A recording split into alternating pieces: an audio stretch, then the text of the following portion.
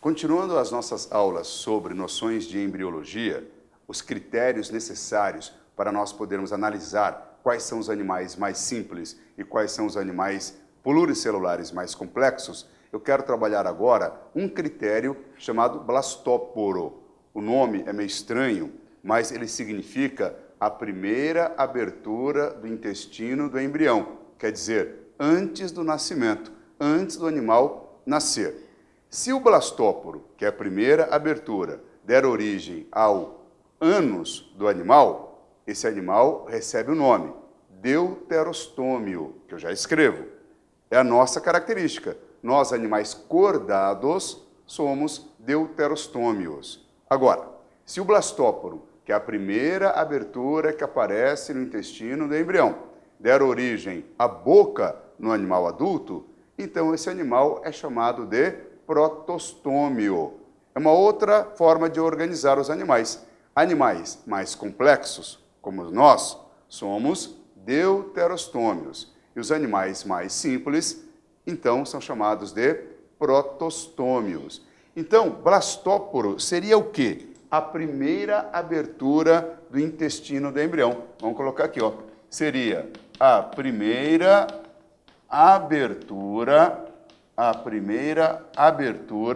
né, o primeiro orifício do intestino do embrião, do embriãozinho, antes de nascer, antes de terminar a sua formação no embrião. Se o animal, então, tiver o blastóporo dando origem à boca, ó, se o blastóporo originar a boca no animal adulto, esse animal recebe o nome de protostômio. São os animais protostômios. Muito bem. Quem são os animais protostômios? Podemos organizar aqui os animais que apresentam mesoderme. Seria uma forma de organização. Os animais que têm mesoderme são os triblásticos. Quem são eles? Plateumintos até os cordados. Quais são os animais, então, triblásticos protostômios? Os animais com mesoderme, cujo blastóporo dá origem à boca no animal adulto. Quem são eles, então? Exemplo, olha só. Quem são os animais protostômios? Exemplo, são plateumintos, que é o primeiro grupo animal que apresenta mesoderme. Então, vamos incluí-lo nessa classificação. Plateumintos até artrópodos. Para quê? Mas por que até artrópodos? Porque os dois últimos filos, que são equinodermos e cordados, o blastóporo dá origem ao ânus. Então, o animal entra na outra classificação, deuterostômios. Então, animais protostômios são aqueles cujo blastóporo, que é a primeira abertura do intestino do embrião, forma a boca no animal adulto, protostômio, plateumintos até artrópodos. Porém, se o blastóporo der origem ao ânus no animal adulto, então ele entra numa outra classificação, chamado de deuterostômios. Deuterostômios. Quem são os animais deuterostômios? São os animais que têm mesoderme, eles são triblásticos, porém, a primeira abertura do intestino do embrião forma o ânus no animal adulto. Exemplo, são os dois últimos filos. Então, nós temos equinodermos, que é o último grupo de animais invertebrados, que eu vou trabalhar com vocês, equinodermos e o nosso grupo chamado de cordados. Perceberam que o único invertebrado deuterostômio são os equinodermos. O único grupo deuterostômio são os equinodermos. Agora, os demais invertebrados, tá vendo só? Os demais invertebrados triblásticos, que apresentam mesoderme, são protostômios. Isso é importante? É porque é prova de parentesco evolutivo. Possivelmente existiu lá atrás no tempo algum ancestral comum, um ancestral deuterostômio, que a partir desse ancestral, lá atrás, no tempo, deu origem aos equinodermos e aos cordados. Então existe um parentesco, uma proximidade maior entre equinodermos e cordados. Eu sei que muitas vezes você pode pensar, peraí, mas equinodermo, um exemplo de um equinodermo muito conhecido é a estrela do mar. Nossa, mas a estrela do mar, o animal adulto, não tem nada a ver com a gente. Realmente não. Porém, se você pegar o embrião da estrela do mar, pegar o embrião do animal cordado, como o ser humano, por exemplo, existe um parentesco evolutivo. O intestino do embrião aparece uma abertura chamada blastóporo, e esse blastóporo dá origem ao ânus. Isso acontece tanto na estrela do mar, no embrião dela, quanto no embrião de um animal cordado como do ser humano. Isso é prova de parentesco. Então, são animais deuterostômios, os equinodermos e cordados. Animais mais complexos são deuterostômios, são os equinodermos e cordados. Muito bem. Nós temos ainda outro critério importante para a organização dos animais, que é baseado na sua fase embrionária, chamado simetria. Então, nós temos mais um critério que vamos utilizar para julgar se o animal é mais simples ou mais complexo. Agora, simetria. O que é simetria? Vamos analisar um corte imaginário. Vamos imaginar um corte no animal. Você pode imaginar, por exemplo, um corte no animal como vocês estão me olhando. Um animal de frente, como nós. Nós temos cabeça, que é a região anterior, e os pés, que é a região posterior. Se nós imaginarmos um corte vertical, da cabeça aos pés, você percebe a nossa simetria bilateral, porque nós temos dois lados semelhantes, o lado direito e o lado esquerdo. Isso é simetria bilateral, de dois lados semelhantes. Qual é a condição para que o animal possa ser olhado de frente e você imaginar um corte da cabeça aos pés? O animal tem que ter cabeça. E o que é cabeça? Concentração de neurônios. Nós temos concentração de neurônios e concentração de órgãos sensoriais. Por exemplo, visão, audição, olfato, paladar, sensações. Concentração de neurônios e de órgãos sensoriais. Isso é cabeça. E nós temos cefalização. Nós temos cabeça. Dá para você imaginar o corte da cabeça aos pés. Se o animal não tiver cabeça, se o animal não tiver concentração de neurônios e órgãos sensoriais, ele não vai entrar no grupo dos animais com simetria bilateral. Muito bem. Então, o que é simetria? É um corte imaginário, você vai imaginar, é um corte imaginário no animal, você vai imaginar um corte nesse animal, corte imaginário no animal, obtendo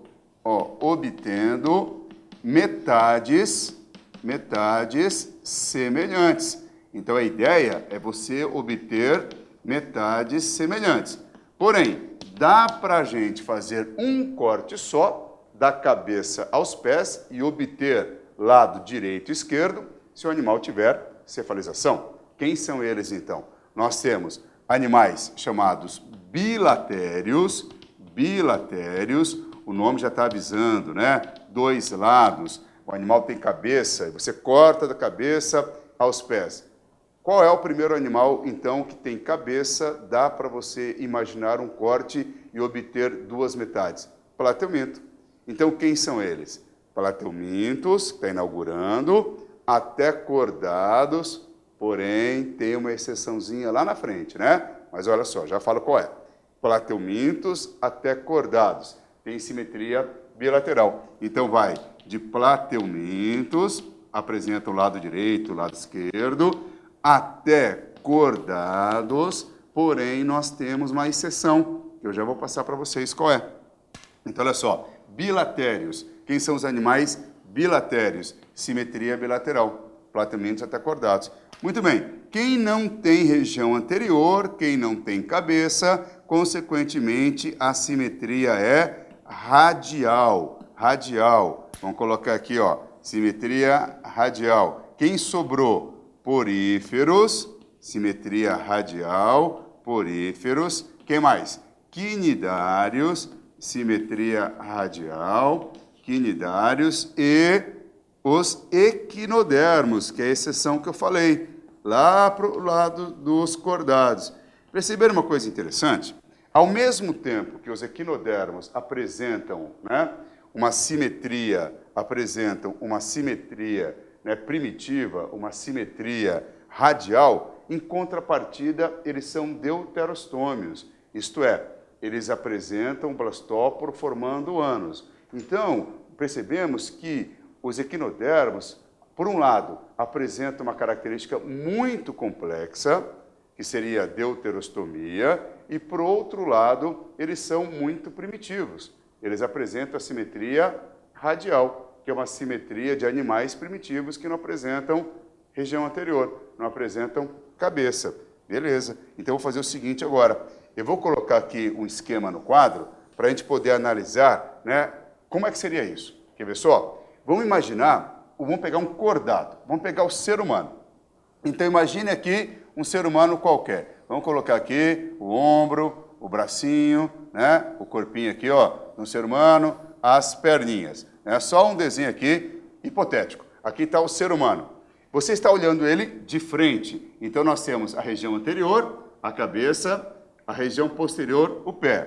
Se você fizer um corte nesse animal, olha só, que vai da cabeça aos pés, tá vendo? Ó, um corte vertical, você obtém lado direito, lado esquerdo, simetria bilateral. Muito bem. Vamos imaginar agora um animal com simetria radial, que seria quinidários, por exemplo, ó, os quinidários. Vamos pegar um exemplo, água viva. Vamos colocar aqui, ó, uma água viva, tá vendo? Que é uma medusa, aquela que queima a gente na praia. Aqui estão os tentáculos da água viva. Quer ver só?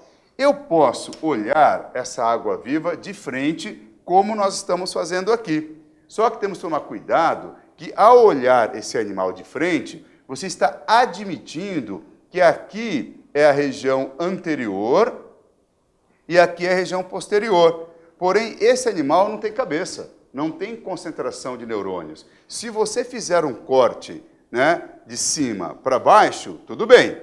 Aparentemente, o animal tem lado direito e lado esquerdo. Só que isso não pode ser feito, né? Não está correto. Por que não? Porque esse animal não tem região anterior. Se você fizer um corte olhando o animal de frente dessa maneira, você admite região anterior. Então, espera aí. O que seria melhor? Você, o animal, imagine que você vai olhar agora o animal por cima. Vamos olhar o animal por cima. Que visão que nós teríamos? Essa aqui, ó. Estamos olhando o animal por cima. Se você imaginar agora, qualquer corte que você fizer, pode ser horizontal, pode ser na vertical, diagonal, qualquer corte que você fizer, você obtém várias metades, vários pedaços semelhantes. Você fez uma roda de cortes possíveis. Isso aqui é uma simetria radial. E aqui é uma simetria bilateral. Então, aqui você consegue olhar o animal, tá vendo? E você pega um corte da região anterior para a região posterior. Ele tem região anterior, que é a cabeça, e você obtém lado direito e lado esquerdo. Agora, aqui, o animal não tem região anterior, não tem cabeça, né? Então, se você fizer um corte dessa maneira aqui, ó, você está admitindo que aqui é cabeça, e não é verdade. Então, o que você faz? Olha o animal por cima, e qualquer corte que você fizer, você vai obter metades semelhantes. Então, nós temos mais um critério importante, a simetria. Animais com cefalização, animais com região anterior, plateumintos até cordados, apresentam simetria bilateral. Animais que não apresentam cefalização, não têm região anterior, Então você olha o animal por cima. E o corte que você fizer nesse animal, você vai obter metades semelhantes. Nesse caso, a simetria é radial. Perceberam que equinodermos, apesar de estarem ao lado dos cordados, você olha ele por cima também. Por quê? Porque a estrela do mar não tem uma cabeça, né, diferenciada. Então você olha por cima. Então a simetria também é radial. Os equinodermos apresentam ao mesmo tempo característica muito complexa, que eu acabei de falar para vocês, que seria a deuterostomia. Em contrapartida, apresenta uma outra característica bastante primitiva, que seria a simetria radial. O animal é primitivo quanto a esse critério. Eu vou continuar, então, trabalhando com vocês mais um critério importante. Nós vimos aqui a simetria. Vamos ver mais um, que seria quanto à origem do celoma. Eu acabei de falar para vocês que o celoma é formado pela mesoderme. Agora, temos que entender uma coisa importante. E essa mesoderme veio da onde? Nós sabemos que celoma é formado pela mesoderme. Então, o celoma verdadeiro é uma cavidade totalmente forrada pela mesoderme. Só que o seguinte, e da onde que vem a mesoderme? Então, o último critério para a gente organizar os animais pluricelulares seria a origem do celoma. Origem do celoma. É o último critério que eu vou trabalhar com vocês. Então, olha só, origem do celoma. Quer dizer, celoma é uma cavidade totalmente formada pela mesoderme. Só que temos que descobrir agora, e essa mesoderme vem da onde? Quer ver só? Se a mesoderme do animal veio do intestino, olha só, mesoderme formada a partir da parede do intestino. A partir da parede do intestino do animal. Então, essa é uma condição. Se a mesoderme veio da parede do intestino, vamos até grifar aqui, ó, a palavra intestino. Se a mesoderme veio da parede do intestino, esse animal recebe o nome. Ele é chamado de enterocelomado. Enterocelomado. Quer dizer, o prefixo entero está avisando intestino. Entero, em grego, significa intestino. O nome já está te dando uma dica. Celoma, ó, celomado, né? Celoma formado a partir da parede do intestino. Enterocelomado. Como guardar? Temos que lembrar o seguinte, se o animal tem o celoma formado a partir do intestino, ele é enterocelomado, então são os animais deuterostômios.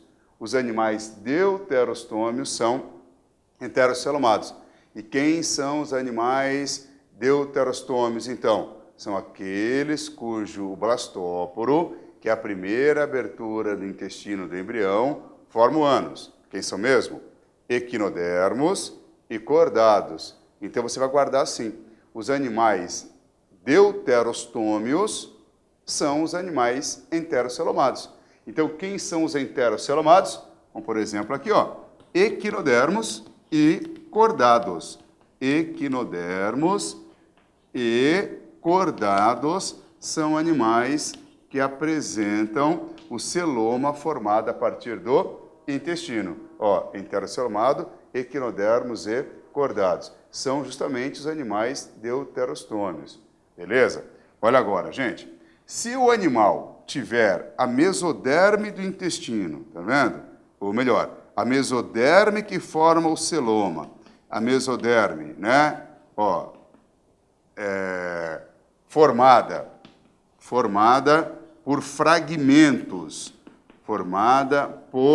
fragmentos, de tecidos. Então a mesoderme vai se organizando por fragmentos de tecido. Aí você chama o animal de esquizocelomado. E o prefixo, esquizo, significa pedaço.